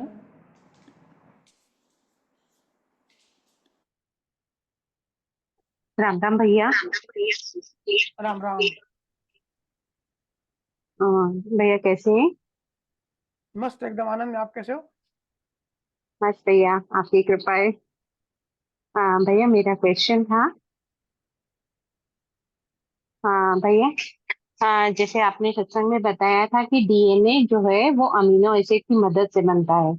सॉरी, डीएनए जो है वो अमीनो एसिड की मदद से प्रकृति कुछ पार्ट संचित से भी ले लेती है और उससे वो हमारा डीएनए बनाती है। लेकिन भैया, जब माँ बाप है ना, उनके कुछ गुण उसके अंदर कैसे चले जाते हैं? जैसे कभी कभी हम देखते हैं कि सेम बॉडी पार्ट्स, कुछ नैन नक्श और कुछ जैसे ना उनकी हरकतें भी होती हैं जो सेम होती हैं। और कभी कभी देखा है कि टेस्ट बर्ड्स भी जो होते हैं वो भी सेम होते हैं, बिल्कुल पेरेंट्स के जैसे। तो भैया डीएनए तो पहले ही बन जाता है, तो फिर ये सारी चीजें फिर डीएनए में कैसे जाती है? देखिए, इसके लिए आपको सेल कैसे काम करता है, क्रोमोसोम्स कैसे बनते हैं, ये थोड़ा इसका विज्ञान समझना पड़ेगा। हर सेल के अंदर क्रोमोसोम्स होते हैं, क्रोमोसोम के अंदर डीएनए होता है। क्रोमोसोम एक्स टाइप होता है और ये 46 होते हैं, मतलब 23 जोड़े होते हैं, 23 के पेयर्स होते हैं। हर क्रोमोसोम के डीएनए में ये जो 23 पेयर्स होते हैं, जो 46 होते हैं, हर एक में इंफॉर्मेशन होती है। एज़ पर मेडिकल साइंस, मैं कुछ अपना नहीं बता रहा हूँ, कि हाथ कैसे बनेंगे, इसकी आँखें कैसे बनेंगी, हर क्रोमोसोम में इंफॉर्मेशन होती है। इसके पैर कैसे होंगे, इसकी बॉडी कैसी होगी, जैसे आपने कहा कि माँ-बाप के जैसे होते हैं। तो हर क्रोमोसोम में ये इंफॉर्मेशन रहती है, ठीक है?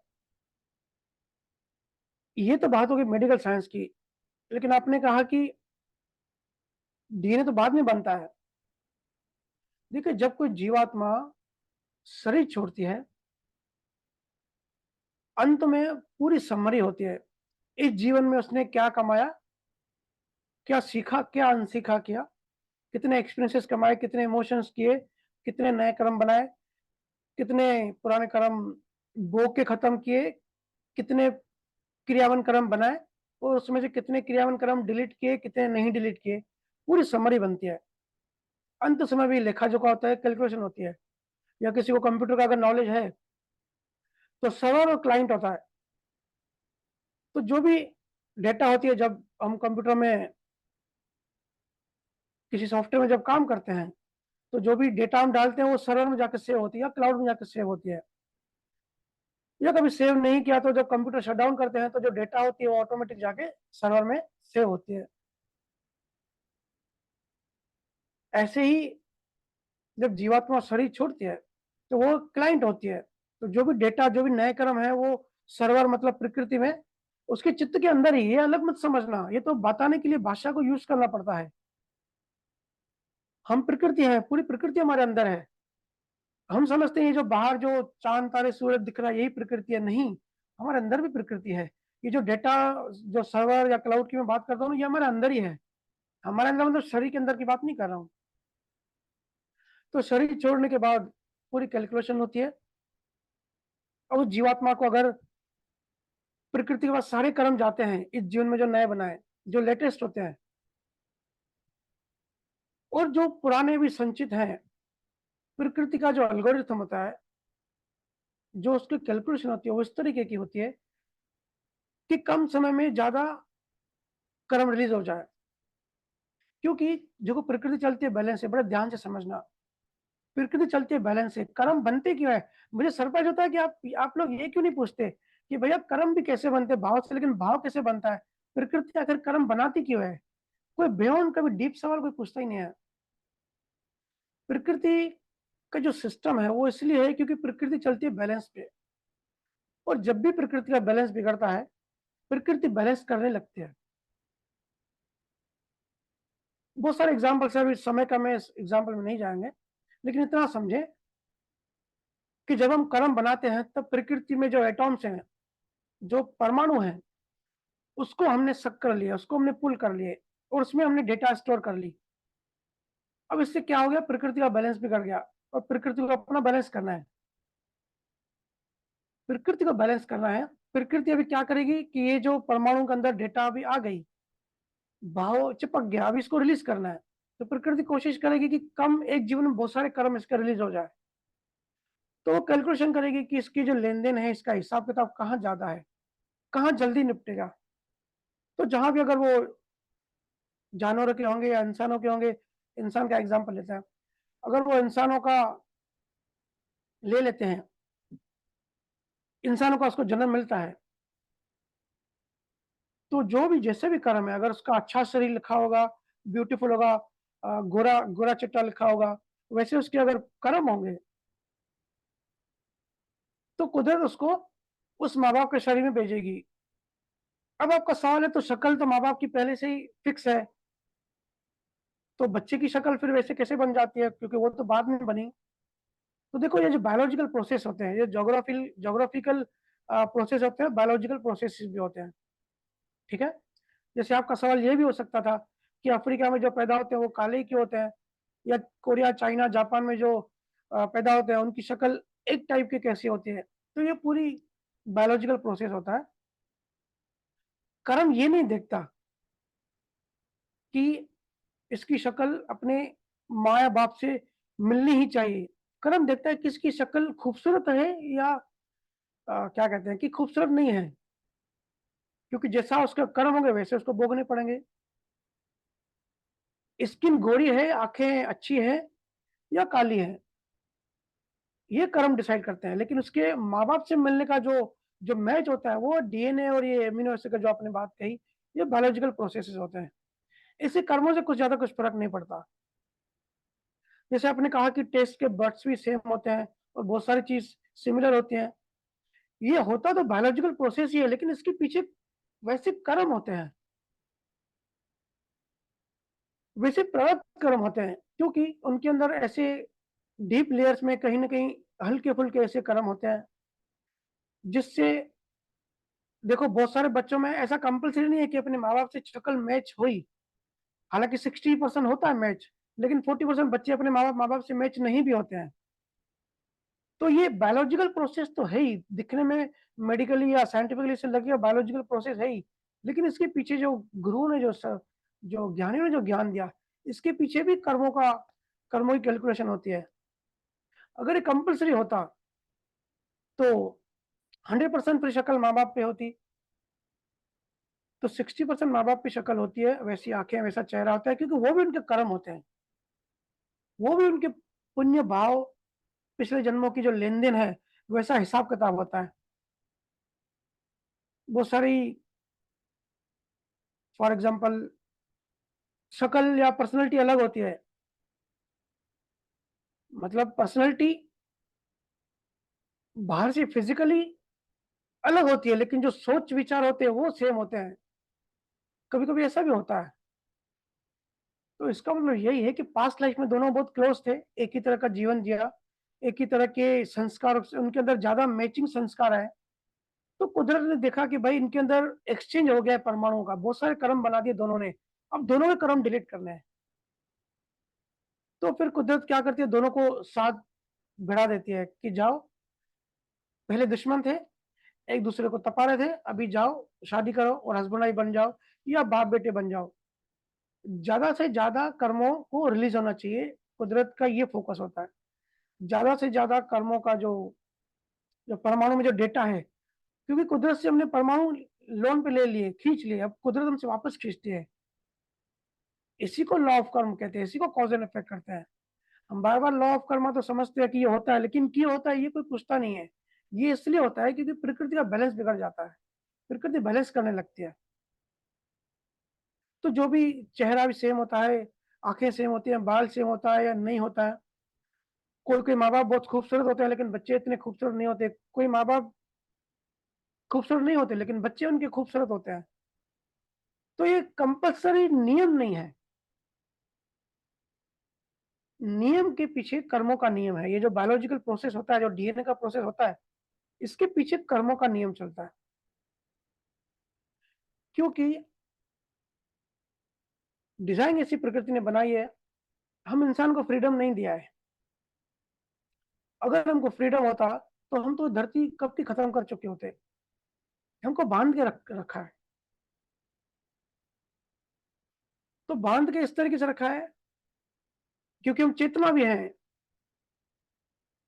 जैसे देखो एग्ज़ाम्पल, घर में हस्बैंड वाइफ होते हैं, तो दोनों बोलते हैं कि हम हस्बैंड वाइफ हैं और हम दोनों का इक्वली घर है, हम दोनों का इक्वली राइट्स है, किसी एक का नहीं है, दोनों की चलेगी। ऐसी पुरुष और प्रकृति, प्रकृति ने पुरुष को बाँध लिया। पुरुष मतलब परमात्मा, जिसके प्रकाश से प्रकृति शुरू हो गई, क्रिएशन हो गई। तो प्रकृति ने पुरुष को बाँध दिया और इस तरीके से बाँधा कि फिज़िकल फ्रीडम हमको कुछ भी नहीं दिया, लेकिन चेतना तो है, प्रकाश तो है, परमात्मा तो है, हम सब तो परमात्मा हैं, हमको फ्रीडम तो है। तो जड़ और चेतन के मिक्सचर से जो जीवात्मा बना, उसमें ये फ्रीडम आया कि हम भाव कर सकते हैं फ्रीडम से। और ये जो भाव कर सकते हैं, जो कर्म बनाने का हमको अधिकार है, ये कर्म हम बना सकते हैं, ये फ्रीडम हमारे पास है और हम इंसानों के पास ही है। पूरे कायनात में किसी के पास नहीं है। ठीक है? तो एक तो प्रारब्ध कर्म हमारा प्रकृति ने बाँध दिया, फिक्स कर दिया, लेकिन ये भी डिपेंड है हमारे भाव कर्मों पे। तो जो भाव कर्म है, हो सकता है हम कभी-कभी हिटलर जैसा कोई पैदा हो जाए या इस तरीके से हम कर्म बनाएँ कि न्यूक्लियर वॉर कर दें या पृथ्वी को जैसे नुकसान कर दें, तो वो तो फिर प्रकृति का नियम मिसबैलेंस हो जाएगा। तो प्रकृति जब इसका प्रारब्ध कर्म बनाएगी, इस तरीके से बनाएगी कि जैसे कर्म भी रिलीज़ हो और प्रकृति का बैलेंस भी वापस जल्दी से बन जाए। कहने का मतलब शॉर्टकट में ये समझें कि प्रकृति अपने बैलेंस से चलती है। अगर प्रकृति का बैलेंस बिगड़ा, इसलिए हमको बार-बार वो जन्म देती है ताकि बैलेंस उसको करके आओ। जो चेतना ने, जीवात्मा ने जो परमाणु प्रकृति से पुल किए हैं, उसको वापस रिलीज़ करके आओ। तो आपका जो सवाल था कि पर्सनैलिटी या शक्ल मैच कैसे होती है, वो तो बाद में बने, भले बाद में बने, लेकिन प्रारब्ध कर्म पहले बन जाता है। गर्भ में जब जीवात्मा प्रवेश करती है, तो अपने साथ लेके आती है पूरा, मैंने कहा ना वो बैकपैक लेके घूमती है। तो उस बैकपैक में से सामान निकाल के रख देती है प्रकृति में, और इस वाले घर में जीवात्मा, फॉर एग्जाम्पल ऐसे समझे कि अभी मैं मेहमान जा रही हूँ, अभी मैं इंदौर में जन्म लेने जा रही हूँ, तो अभी कुछ 70-80 साल 90 साल इंदौर में जा रही हूँ मेहमान बन के, तो वहां मुझे क्या क्या सामान चाहिए। तो संचित कर्मों में से कुछ कर्म बांध लिए, बैकपैक में पैक किया और अपनी माँ के घर में चले गए। जिससे माँ के घर में तीसरे महीने में जीवात्मा प्रवेश करती है, सबसे पहले दिल की धड़कन चालू हो जाती है, फिर धीरे-धीरे रीढ़ की हड्डी, ब्रेन बनना शुरू हो जाता है। तो पहले डीएनए ये घुस जाता है, डीएनए तो जैसे माँ-बाप के मिलने से पहले से ही होता है, लेकिन जो उसके अंदर कोडिंग होती है, ये कोडिंग जब जीवात्मा घुसती है, उसके कर्मों के हिसाब से वो कोडिंग बनती है वो और फैलती जाती है।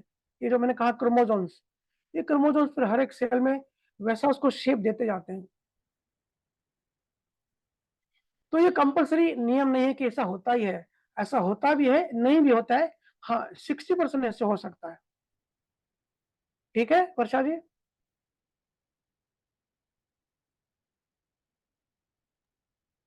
जी, धन्यवाद भैया। जी,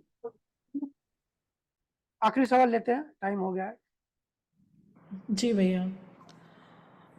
अमृता कौर, आप अपना अनम्यूट करो। राम राम भैया। राम राम। भैया मेरा सवाल ये है कि लाइक जैसे हमने ये कर्मों का जो पूरा साइकिल समझा है, तो कभी कभी मुझे ऐसा एक्सपीरियंस होता है कि जब मैं कर्मा थ्योरी पे बिलीव करने के लिए कोशिश करती हूँ, तो ऐसा लगता है कि शायद मैं बहुत लेजी हो जाती हूँ कि जो हो रहा है उसे होने दीजिए, जो चल रहा है उसे चलने दीजिए, और जो सही होगा वही होगा हमारे लिए। और फिर अचानक से ऐसा लगता है कि हम ये कर सकते थे पर हमने किया नहीं। तो ये मुझे ये इसके समझ नहीं आती है कि या हम अपने एक्शंस को सोच के करना चाहिए हमने कोई भी चीज को डिसाइड, या फिर हमने टोटली रिलैक्स होकर कर्मों के ऊपर डिपेंड होना चाहिए। देखिए, आपने कहा ये सोच के कि सब लिखा ही हुआ तो हम क्यों करें? तो मैंने कहा ना, चिंता मनन ज़रूर करिए। अगर अच्छे से लॉ ऑफ कर्मा समझे होंगे, मैं बार-बार ये कहता हूँ कि बायोलॉजिकल शरीर से जो भी होता है, वो हमारे हाथ में नहीं है, वो कर्मों की वजह से होता है। आपने पूछा कि फिर ये मेहनत कर रही हूँ कि फिर ना करूँ? तो देखिए, मेहनत करना या मेहनत ना करना, ये भी आपको फ्रीडम में नहीं है, ये भी आपके हाथ में नहीं है। अगर कर्मों में लिखा है, तो आप मेहनत करोगे, अगर नहीं लिखा है, तो नहीं करोगे। आपकी बुद्धि वैसे चलेगी, आपको वैसी डायरेक्शन आएगी, आपको अंदर से वैसी प्रेरणा आएगी कि ये मैं करूँ। फिर आपने कहा कि मैं ऐसे सोचती हूँ कि ये करती तो ये हो जाता, ऐसा करती तो मुझे ये मिल जाता। तो देखो, ये चित्त के लेयर्स हमको ऐसी वृत्तियाँ देते हैं, पर ऐसा है नहीं। ये करने से ये हो जाता, इससे बदले हमको अपने आप को ये समझाना है कि हमको हमारी बुद्धि विवेक से जो प्रेरणा है, अपना बेस्ट करना चाहिए। वो भी संजोग आधार होता है कि हमारा शरीर साथ दे, वैसी सिचुएशन बने, वैसे सपोर्ट सिस्टम मिले। किसी को अगर ऑक्सीजन नहीं मिल रही, तो वो कहाँ से कुछ कर पाएगा? तो हमको ये सब मिल रहा है ना, तो हमको हमारी मेहनत करनी है, लेकिन उसके बाद जो रिज़ल्ट आता है, खुद को ज्ञान देना चाहिए कि ये सिर्फ़ लिखा हुआ था पहले से ही। ऐसा सोचना गलत है।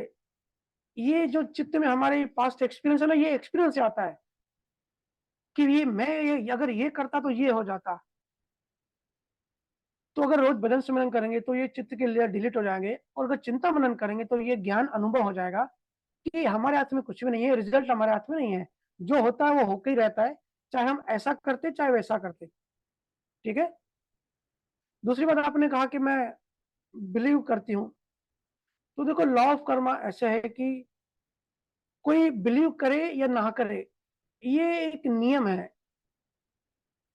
जैसे किसी भी नियम को हम बिलीव नहीं करते हैं, तो भी नियम तो नियम ही होता है, नियम तो सबके लिए एक होता है।